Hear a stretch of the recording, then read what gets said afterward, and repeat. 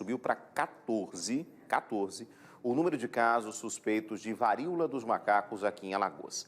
Oito deles estão sendo investigados pelo Hospital Elvio Alto, referência no atendimento de doenças infecto-contagiosas. Vamos ao vivo com a Mônica Hermílio, né, repórter Mônica Hermílio, para a gente saber exatamente se desses 14 casos agora suspeitos, Mônica, tem alguém que já está internado, precisando de fato de uma atenção especial no Hospital Elvio Alto?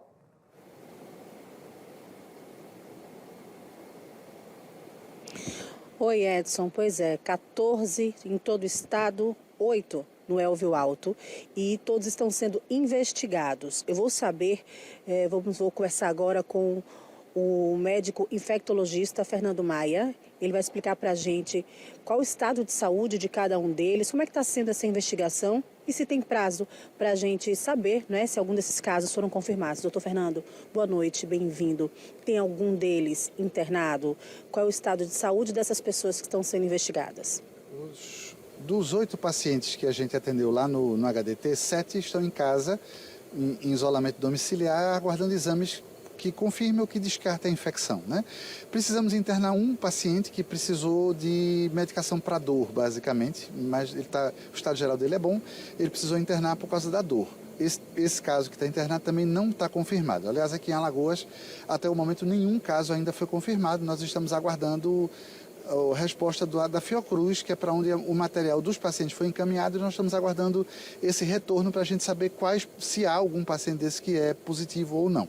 Doutor, e um detalhe que chama a atenção é esse tempo que leva para que esse resultado saia, né? Que a gente já vem acompanhando há alguns dias. Quanto tempo leva? Já se tem essa noção exata de quanto tempo leva para que esse exame, esse resultado seja divulgado?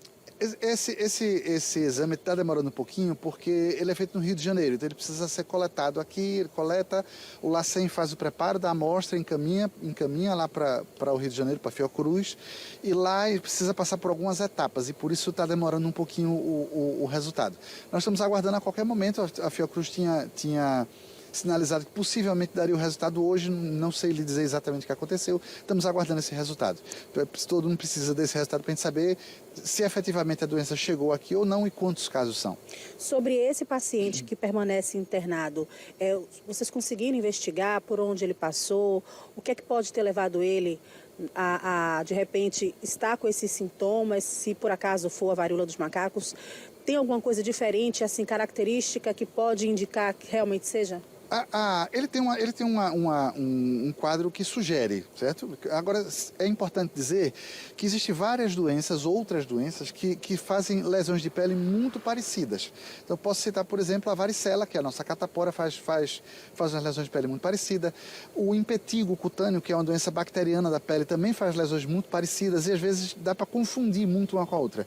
É por isso que não dá para dizer, antes do resultado do exame, não dá para dizer exatamente se é a doença, se é, no caso, a varíola dos macacos ou não.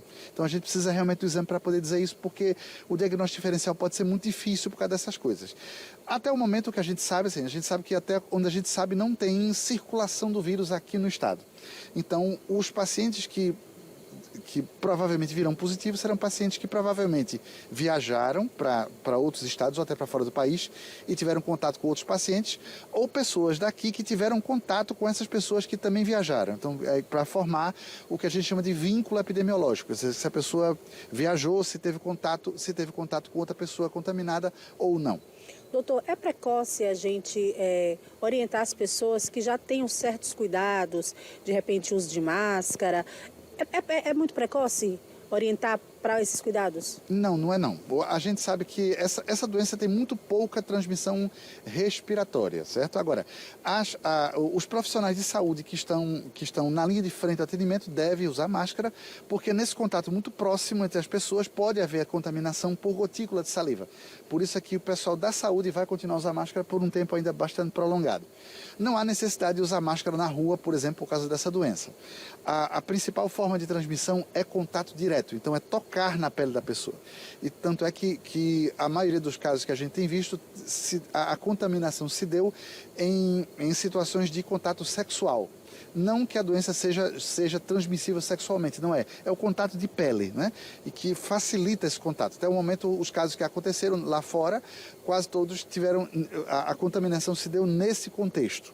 Aqui no Brasil, nós estamos ainda aguardando a confirmação desses casos para a gente poder informar corretamente o que é que aconteceu. Mas é importante dizer que o contato é contato direto. Então, qual é a primeira recomendação?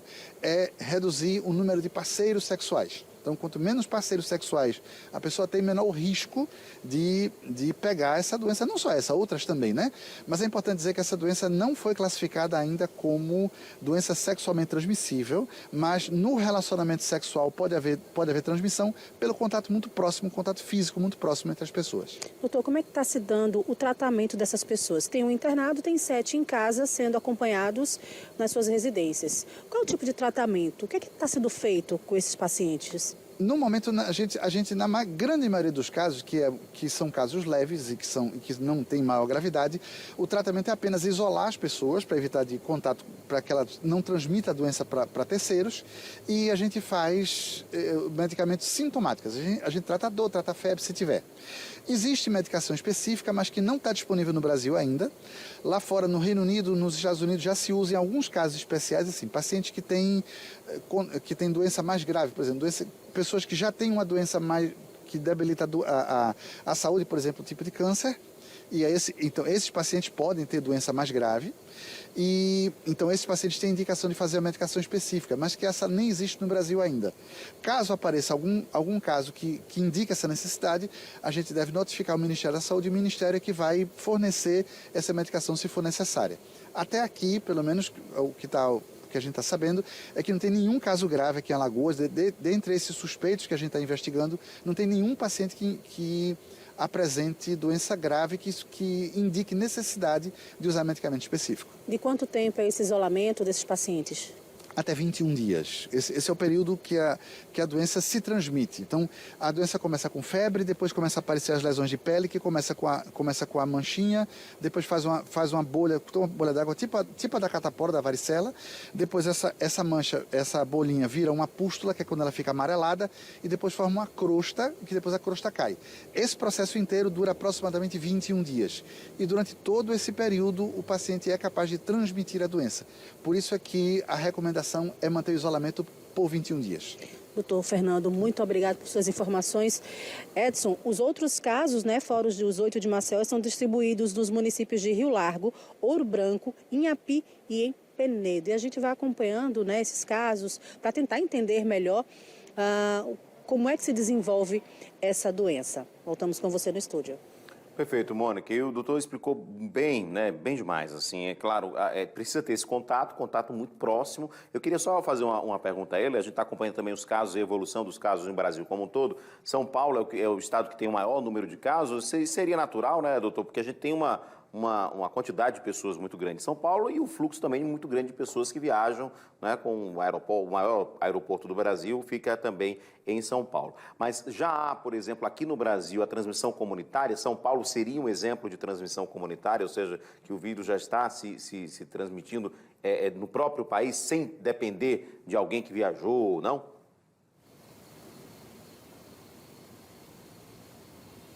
Sim, São Paulo já tem transmissão comunitária do vírus, o Rio de Janeiro também tem e Minas Gerais já tem registro disso também. Isso é o esperado quando começam a aparecer casos, as pessoas começam a circular, doentes ainda começam a circular e o esperado é isso. Aqui em Alagoas, graças a Deus, até o momento, a gente tem apenas casos suspeitos, não tem nenhum caso confirmado ainda. Embora a gente acredita que seja uma questão de tempo para a gente confirmar. A circulação de pessoas é muito grande entre os estados, a gente sabe que aqui em Alagoas, por exemplo, muita gente vai para São Paulo para fazer negócio, para fazer compras e acaba se contaminando, infelizmente. E quando volta doente, até que, como a repórter mostrou, a gente já tem casos suspeitos em várias cidades do estado, indicando que muitas vezes essas pessoas viajam para São Paulo, para o Rio de Janeiro e voltam doentes. Infelizmente é isso que acontece com maior frequência. Agora, doutor, para a gente tranquilizar, eu acho que é importante a gente falar, a gente ficou com o pé atrás desde o início da pandemia, da quantidade de mortes, enfim, por conta da doença. No caso da varíola dos macacos, até agora não se tem registros de uma gravidade tão grande quanto da Covid em relação a óbitos, Os casos, por mais que doa e que tenha realmente uma aparência e tempo de transmissão maior, não é o caso de ser tão fatal quanto a Covid, não é, doutor?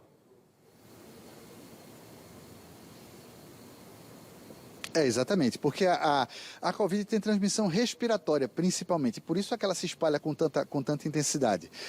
Essa doença, monkeypox, ou a varíola dos macacos, o contato é principalmente direto, pessoa a pessoa, através do contato da pele. A transmissão respiratória é muito baixa. Por isso é que nós, profissionais de saúde, vamos ter que usar máscara no atendimento, porque a gente precisa ficar muito próximo da pessoa doente e isso pode nos colocar em risco. Por isso que a gente deve usar máscara e, chegando a vacina, o primeiro grupo de pessoas que deve ser vacinada somos exatamente nós, profissionais de saúde, por causa desse risco aumentado. Mas a transmissão se dá principalmente por contato direto. Por isso que a recomendação é reduzir o número de parceiros sexuais, reduzir o contato entre as pessoas, justamente para evitar essa transmissão. A maioria dos casos que aconteceu, principalmente na Europa e nos Estados Unidos, e aqui no Brasil também, se deram muitas vezes em contexto de ambiente de contato sexual entre as pessoas. Por isso, esse contato facilita a transmissão dessa doença. Não que ela tenha transmissão respiratória, mas sim porque ela tem o contato muito próximo entre as pessoas que facilita a transmissão da doença. Por isso, a recomendação de reduzir o número de parceiros sexuais nesse contexto. Perfeito. Obrigado, doutor Fernando, pela participação. Obrigado, Mônica, também ao vivo. Alerta, a gente está numa situação ainda desde o início da pandemia, durante todos esses mais de 2 anos. A gente ficou muito preocupado com essas transmissões, realmente essas doenças mais graves. A varíola dos macacos, apesar de ter essa aparência, exatamente na pele, com mais